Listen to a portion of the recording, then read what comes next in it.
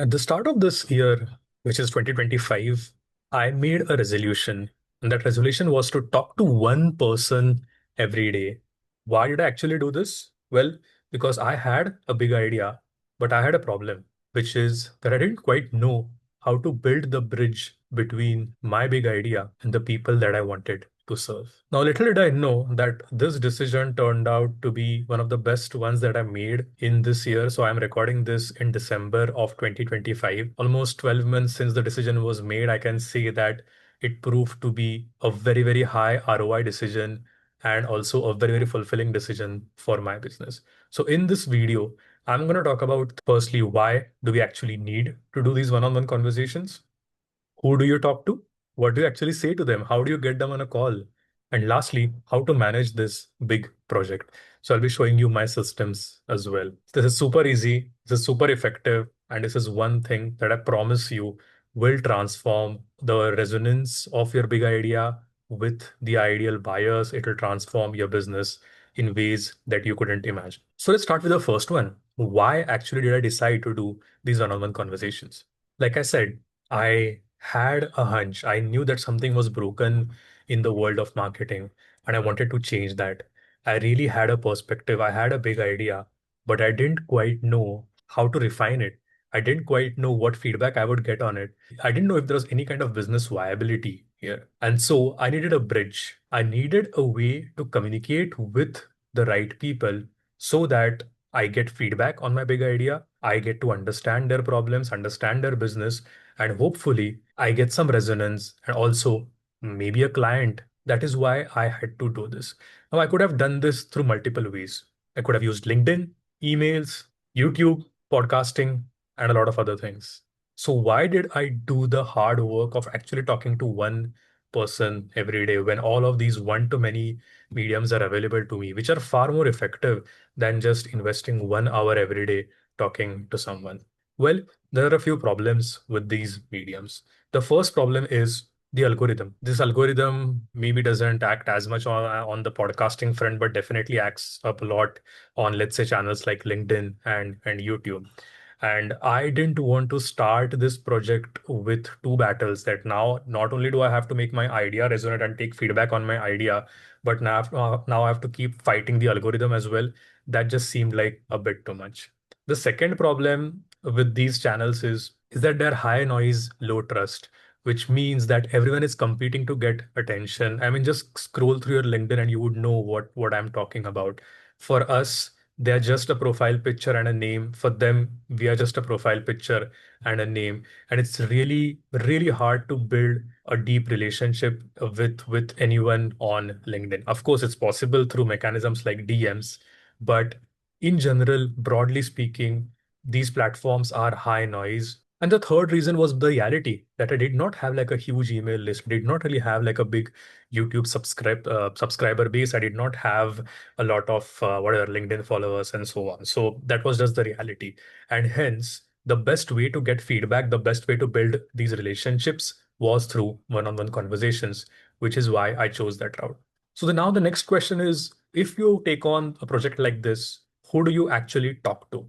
Because there are multiple people that you could have a call with, ranging from all the way from your mother-in-law to, let's say, CEO of KPMG. I mean, I know this is ridiculous, right? But I think I want to make a point here, which is that you need to have some filter. You need to know exactly who are the right people that you can actually have these one-on-one conversations with. And here are the sets of people that I considered. The first one is obviously the ideal buyer. I mean, who else is better to give us feedback on our idea if not our ideal buyer? So they are obviously our priority number one.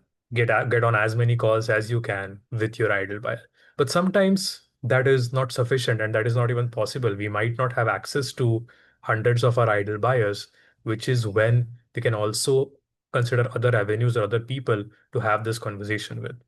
The next set of audience that I considered was my peers.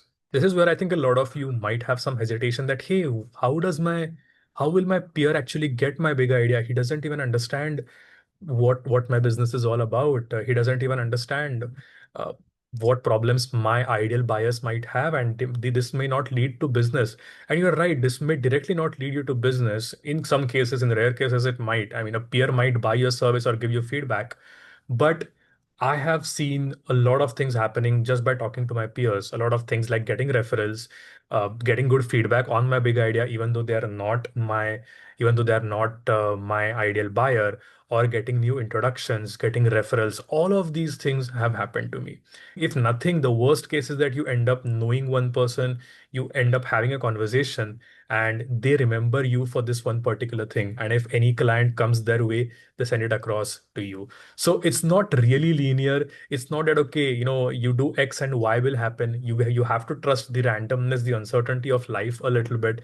The third would be potential partners. Now, these are maybe the service providers or sort of competitors.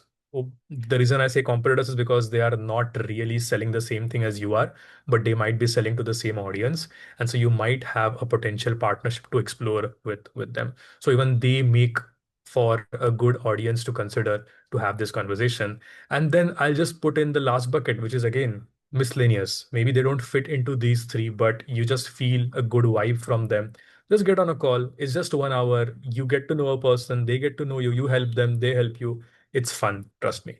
So these are the four sets of audiences to consider. Moving to the next question, which is what do you actually say when you reach out to them? How do you set up these calls? Because this is where things can start getting a little bit awkward. And after working with a few introvert clients, I know for sure that it is not easy for most of us.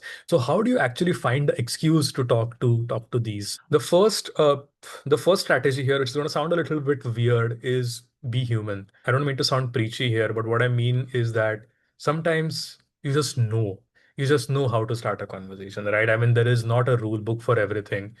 You might just come across a profile and you might know your intuition will guide you to say the right things to them. So I think what I'm trying to say is that trust your intuition. This is not a playbook that, okay, this is that kind of a person. Let me read Pranav's playbook and then, okay, I'm going to use strategy number two to talk to them. Of course, I'm going to share a few strategies, but I think essentially what I'm trying to say is that if you can trust your own instinct, like do that and ignore all the things that I'm going to share right now after this, because those are just the things to give you ideas.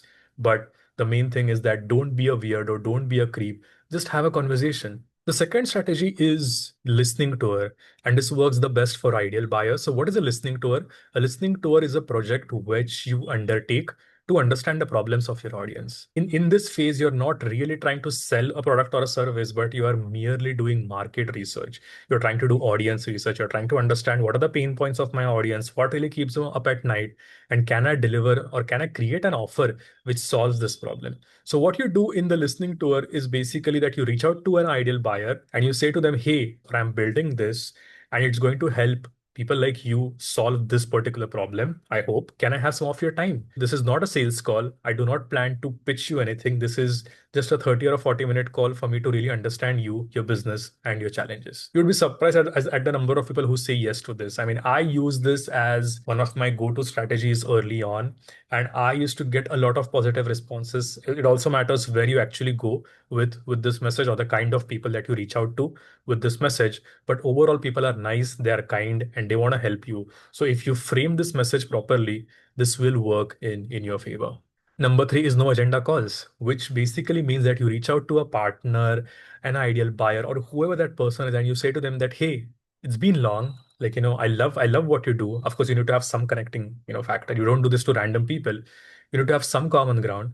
But hey, I love your newsletter. Or, I love the work that you're doing. Or you ask them a question about their work. And after a conversation, when the time is right, which sort of takes us back to being human, right? I mean, you exactly know when the time is right.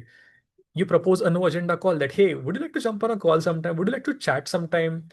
No agenda. I would just like to get to know you. Maybe I can help you out if you are wrestling with a question. Just again, like, trusting your human instinct and proposing this no agenda call. These three approaches will be enough for you to actually have those conversations that I'm referring to.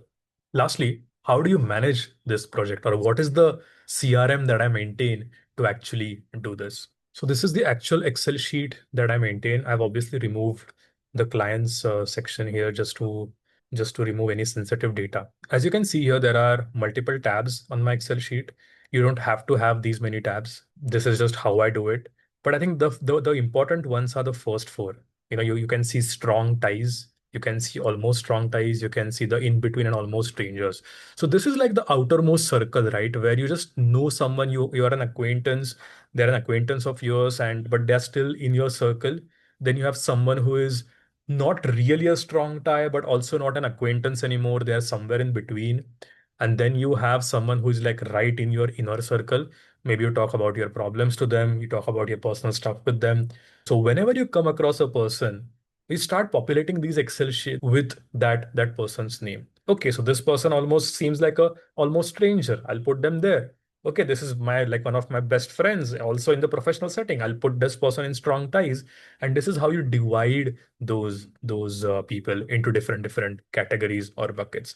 Now there are a few miscellaneous categories that I use personally. So I use trust personas. Trust personas are basically the kind of people who are influencers who I have some kind of a relationship with, and they have the access to the same audience that I want to serve. So if we can have some kind of a partnership, it basically means that I could appear on their podcast as a guest, and maybe they could do the same, or maybe I teach in their community. Whatever, the possibilities are endless, but I do want to have those. So I have trust personas as well. Partners is one sheet that I maintain just if I want to, like, if I exclusively know that, okay, they are a partner and I can partner with them. So maybe someone provides website services or financial services to soloists, they are my partner. And Dream 100 is a different topic altogether. But any of these, for example, if I get a feeling that they are a good prospect and they have some kind of an inclination to work with me, I like the work that they're doing, then they go in the Dream 100 list. For the sake of this video, to keep it simple though, I would probably suggest you to focus on the first four, which is strong ties, almost strong ties, the in between, and almost strangers. And you just, whenever you sit down for your business development activities, which should be ideally, I don't know, 30 minutes, 45 minutes, 1 hour every day, you take a look at this list and you start populating this list, with these people. And every day, so now we know what kind of calls we can initiate. We can initiate no agenda calls, we can initiate listening to us. So whatever we want to initiate, we take a look at this list. We take a look at, okay, who seems like a good person to reach out today? Who can I reach out to? Can I reach out to Rachel? Can I reach out to Monica? Can I reach out to Ross? You actually make those decisions depending on how you're feeling. And then you send them a LinkedIn message, you send them an email, depending on whatever mode of communication you are in. Again, relying heavily on your human intuitive skills. On an average, reaching out to 3 people every day would be a good idea.